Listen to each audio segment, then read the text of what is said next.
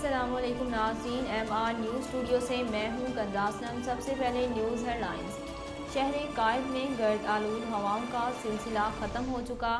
محکمہ موسمیات کے مطابق کراچی میں گرد آلود ہواؤں کا سلسلہ ختم ہونے کے بعد اب شہر کا موسم دن میں خشک اور رات میں ہلکا سرد رہے گا۔ تازہ ترین اپڈیٹ کے مطابق شہر کا موجودہ درجہ حرارت 14 ڈگری سینٹی گریڈ ہے، جبکہ دن میں درجہ حرارت 28 سے 29 ڈگری سینٹی گریڈ تک رہے گا۔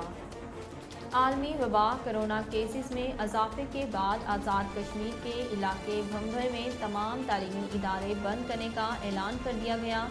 آزاد کشمیر کے علاقے بھنبھر میں کرونا کیسز میں اضافے کے بعد تمام سرکاری نجی تعلیمی ادارے 4 سے 11 فروری تک بند رہیں گے، جس کا باقاعدہ نوٹیفکیشن بھی جاری کر دیا گیا۔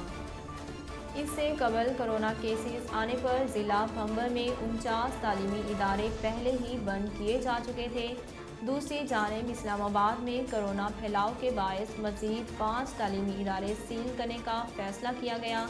دارالحکومت اسلام آباد میں 1 جنوری سے اب تک 169 تعلیمی اداروں میں کرونا کیسز رپورٹ ہو چکے ہیں۔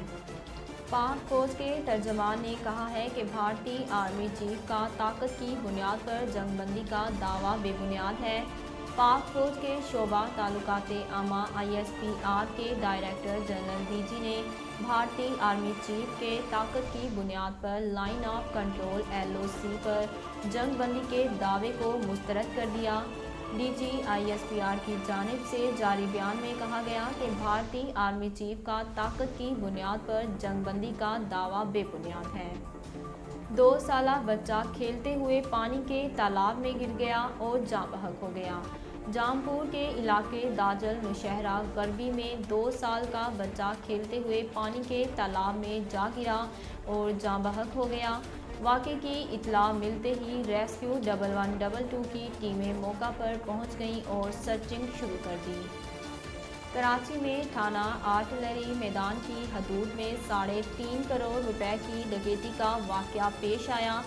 DIG ساؤتھ شرجیل کھرن نے متاثرہ تاجر اور گولڈ ایسوسی ایشن کے صدر حاجی ہارون جان سے ملاقات کی۔ DIG ساؤتھ نے وفد سے واقعے کی تمام تر تفصیلات معلوم کی اور وفد کو یقین دہانی کروائی کہ پولیس مذکورہ کیس پر تمام پہلوؤں سے محنت و لگن سے کام کر رہی ہے۔ ناظرین، اب تک کے لیے اتنا ہی۔ مزید خبروں اور تفصیلات کے لیے دیکھتے رہیے MR نیوز۔